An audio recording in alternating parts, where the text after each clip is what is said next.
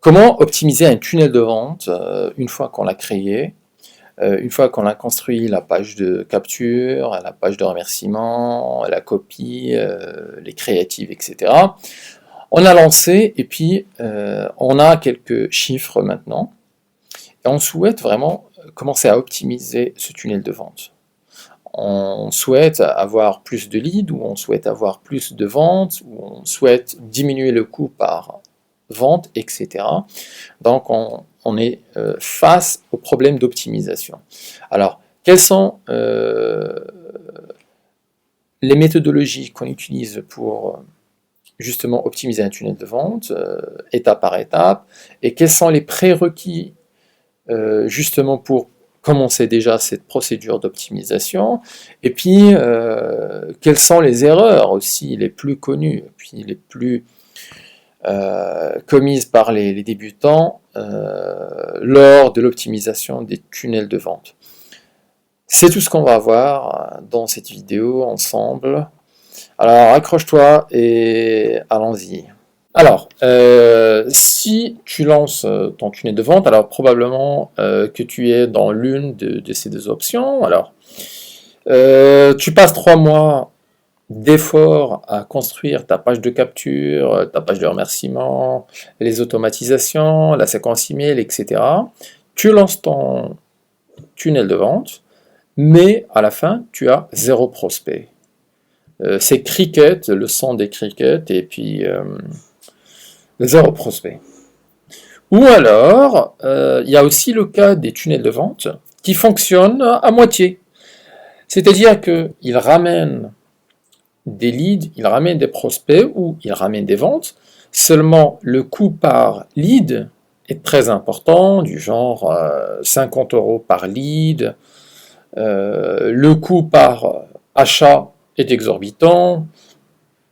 Il y a des ventes, mais ça coûte énormément cher, 100 €, 200 €, etc. pour des produits qui ne sont pas aussi chers. Alors, si tu es dans l'une de ces deux configurations, bah, ça veut dire qu'il est temps d'optimiser la machine. Il est temps de prendre ton tunnel de vente et puis de voir où est-ce que tu peux améliorer les chiffres. Alors, avant d'y aller à fond, alors il y a 3 prérequis essentiels en fait pour optimiser un tunnel de vente. D'abord, premièrement, le tracking. Alors ici, tu dois avoir un tracking correct. Par tracking, j'entends un logiciel de suivi qui va suivre les actions des visiteurs sur ton site, les clics, les achats, le nombre de prospects, etc. Donc en général, il y a Google Analytics, c'est le plus connu, il fait ça très bien. Il y a d'autres logiciels, mais de toute manière, ce côté de tracking doit être impeccable. On doit traquer chaque visiteur qui arrive sur la page de vente ou sur la page de remerciement. Deuxième prérequis, il faut que tu aies défini des KPIs, donc des chiffres clés pour tout ton tunnel de vente. À partir du début du tunnel de vente, donc les gens qui arrivent sur la page de capture, jusqu'au milieu de tunnel de vente, jusqu'à la fin, et puis même après, une fois qu'ils sont dans ta séquence email, et puis qu'il y a achat ou pas. Si tu as du mal avec ces KPIs, je te conseille de regarder ma vidéo spéciale sur les 7 KPIs ou les 7 chiffres clés à suivre pour chaque tunnel de vente. Passons. Le troisième prérequis est en fait d'avoir assez de trafic. Donc, assez de visiteurs sur le début du tunnel de vente. Alors, supposons qu'on parle de tunnel de vente, un tunnel de prospection, c'est-à-dire qu'on récupère uniquement des prospects. Bah, dans ce cas-là, on doit avoir au moins 300 visiteurs sur la page sur la page de capture en fait, avant de pouvoir tirer des leçons et puis commencer à optimiser. Parce que là, Ça arrive souvent, ouais, j'ai lancé mon tunnel de vente, mais je n'ai pas de vente.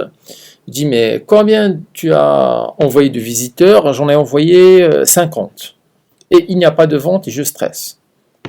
Bah, 50, ça veut rien dire, c'est trop peu.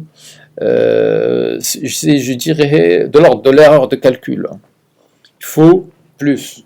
Il faut idéalement plus de 300, idéalement 1000 visiteurs. Ça nous confirme nos chiffres. Alors, maintenant, imaginons que tu as les 3 prérequis et que là, on va attaquer la partie optimisation et on souhaite justement ici mettre notre cape et notre casquette de détective. J'ai mis ici le détective Hercule Poirot, donc on met la casquette du détective et puis on regarde. Alors d'abord, il faut regarder les points d'étranglement dans ton tunnel de vente. Imagine ton tunnel de vente comme étant 3 ou 4 parties, donc l'acquisition, l'engagement, la conversion et puis le contact régulier. L'idée est de voir où est-ce que il y a un problème dans ce schéma. Pour bien visualiser la chose, tu peux prendre le modèle d'un tuyau d'eau en fait. Un tunnel de vente, ce n'est rien qu'un beau tunnel, un beau tuyau d'eau dans lequel on envoie une certaine quantité d'eau et puis qui va diminuer petit à petit à cause des frictions. Donc c'est ça. Et on veut savoir dans quel point on a l'étranglement. Est-ce qu'on a un étranglement au niveau de l'acquisition? Est-ce qu'on a un étranglement au niveau de l'engagement? Un étranglement au niveau de la conversion?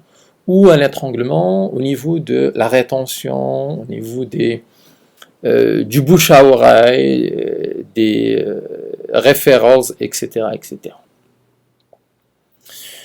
Deuxièmement, alors, et afin justement de réussir la détection de points d'étranglement, alors il faut avoir un benchmark des KPIs. Qu'est-ce que? Alors, l'idée est de connaître en fait les valeurs moyennes des chiffres clés de ton tunnel de vente avant même d'envoyer le trafic, avant même d'envoyer des visiteurs. C'est ce qu'on appelle le benchmark. Alors, et ici, spécifiquement, on a besoin de benchmark sur les 3 étapes suivantes. Donc, à l'étape d'acquisition, par exemple, le taux de conversion de la page de capture, est-ce que c'est 10%, est-ce que c'est 30%, est-ce que c'est 50%? Où est-ce qu'on est?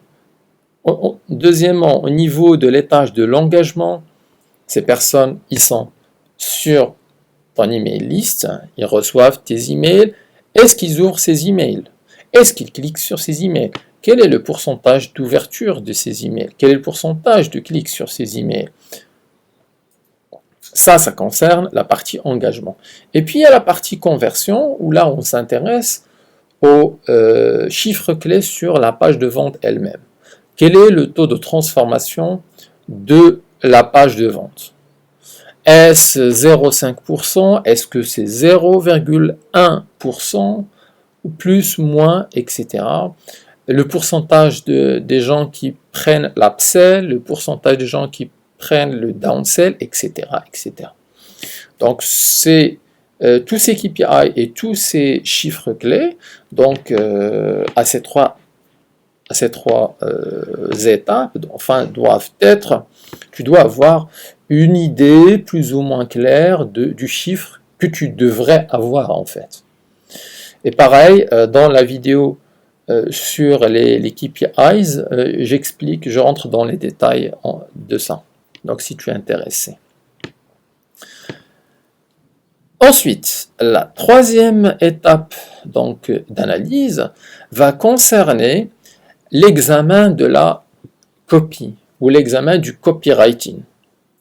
En d'autres termes, quelle est la force de persuasion qu'a cette page de vente? Quelle est la force de persuasion et d'influence qu'a cette page de capture d'email? Et là, on a besoin en fait d'un copywriter ou d'un marketing expert qui va vraiment comprendre et saisir les nuances du copywriting pour bien comprendre où blesse le mot. Est-ce que le titre est bon? Est-ce qu'il faut faire des split tests sur le titre, sur le sous-titre? Est-ce que la vidéo de vente est convaincante? Est-ce que les premières 10 secondes accrochent le visiteur? Est-ce que on attaque les objections de vente dans la page de vente? Est-ce qu'on les attaque de la bonne manière? Etc., etc., etc. Donc là, c'est vraiment 80% art, 20% science. Et donc, c'est pourquoi on a besoin d'un expert dans le copywriting pour bien analyser cette partie-là. Je t'invite d'ailleurs à voir ma vidéo sur les 3 dimensions de tunnel de vente. Elle va un petit peu dans quelques détails intéressants. Enfin, en 4e partie, alors là, il va falloir examiner l'interface user, le user interface, l'interface de l'utilisateur, voir s'il y a des problèmes de design, s'il y a des cul-de-sac, s'il y a des couleurs particulières qui sont mal adaptées à la cible des visiteurs, des inversements de couleurs par exemple, des polices qui sortent mal sur des smartphones particuliers, des choses comme ça. Donc là, on va vraiment dans le détail du design pour bien voir les petites choses, peut-être aussi le temps de chargement de la page de vente, etc., etc. Donc, ces 4 points-là sont essentiels donc, pour pouvoir diagnostiquer où est l'erreur et à partir de là, commencer à optimiser son tunnel de vente. Ici, j'ai mis aussi 3 grosses erreurs que je vois assez souvent, en fait, pour les gens qui souffrent de ces problèmes d'optimisation du tunnel de vente. D'abord, le message global en fait de la page de vente ou du tunnel, c'est le message, ce que j'appelle le message glace vanille. C'est le message passe-partout, bateau, qu'on a vu partout, que les gens ont utilisé pendant des années et des années, et qu'on recommence, qu'on essaie avec les mêmes. Genre, dans la niche par exemple du développement personnel, dire est-ce que vous êtes stressé, est-ce que vous n'arrivez pas à avoir confiance en vous-même, dans cette formation nous allons vous aider à vous focaliser, à avoir confiance en soi-même 2 fois plus, à doubler sa confiance en soi, etc.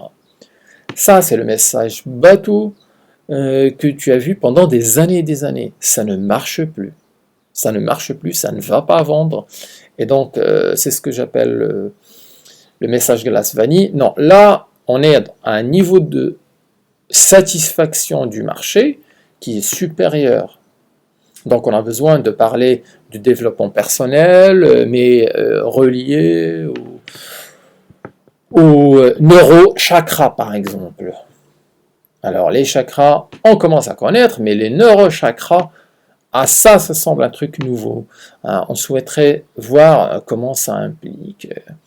On est toujours sur le développement personnel, on peut parler du Reiki méditerranéen par exemple. c'est différent. Il y a le Reiki asiatique, ça on connaît, mais un Reiki méditerranéen ou un Reiki, le Reiki des pharaons par exemple, pour booster sa confiance en soi. Waouh, on voudrait savoir l'histoire, mais comment ils utilisaient ça, les pharaons, etc. Donc voilà, le message doit être unique, il doit être plus... Il doit joindre en fait le niveau de sophistication du marché. Alors, ici j'en parle, et si tu as besoin de savoir comment trouver par exemple des idées comme ça, un peu particulières et un peu uniques, je te conseille de voir ma vidéo Devrais-je lancer un tunnel de vente? Je parle dedans de 2 manières de trouver des idées uniques, complètement différentes des glaces vanille. Ok, deuxième grosse erreur, c'est le zéro tracking. Alors, ça m'arrive malheureusement souvent de voir les gens, on n'a pas de vente, ok, on va étudier ton tunnel de vente, montre-moi les chiffres. Et là, la personne me dit, mais quels chiffres?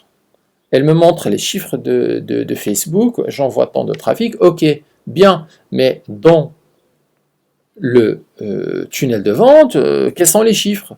Combien de personnes arrivent effectivement sur la page de capture? Combien de temps ils passent?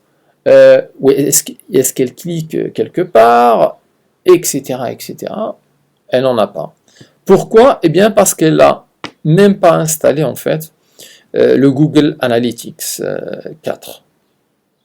Donc, il n'y a pas de tracking, il n'y a pas de suivi, et on doit tout recommencer. Parce qu'on n'a pas de chiffres sur quoi se baser. Donc, il faut faire très très attention à cette partie de tracking. J'insiste lourdement dessus parce que c'est... le problème, c'est que quand ça marche, tu ne sauras pas pourquoi ça marche, et quand ça ne marche pas, tu ne sauras pas non plus pourquoi. Sans un vrai tracking. Ok, ensuite, la troisième grosse erreur, c'est une erreur par rapport à l'enregistrement des visiteurs. Les personnes qui arrivent sur ta page, ton tunnel de vente, ta page de capture, ont un certain comportement. Ils commencent à voir le titre, ils vont à droite, ils vont à gauche, ils cliquent ici, ils cliquent là. On doit savoir ce qu'ils font sur notre page de capture. On doit absolument. C'est pourquoi on utilise des logiciels d'enregistrement de visiteurs. Donc, une fois que le visiteur est sur ton site, le logiciel, il enregistre où est-ce qu'il clique ce visiteur, est-ce qu'il descend lire le deuxième paragraphe, le troisième, est-ce qu'il regarde la vidéo, etc., etc. Donc il y a plein de logiciels comme ça qui font ça. Il y a Lucky Orange qui fait ça. Il y a d'autres. Mais c'est extrêmement utile d'enregistrer ses visiteurs, surtout lorsqu'on lance un nouveau tunnel de vente. Parce que c'est à ce niveau-là où on connaît le moins sur les visiteurs, on connaît le moins sur leur comportement. Et du coup, on a besoin vraiment de les enregistrer pour pouvoir comprendre ce qu'ils font. Ok, maintenant que tu connais la méthodologie globale pour optimiser un tunnel de vente, la prochaine vidéo que je te recommande est ma vidéo sur les KPIs, sur les chiffres clés, les 7 chiffres clés à suivre que tu dois absolument comprendre, voire prendre des notes, écrire ça, faire des post-it à côté de toi pour toujours suivre ces nombres. Autrement, tu navigues dans le noir. Voilà, donc bon courage et à bientôt.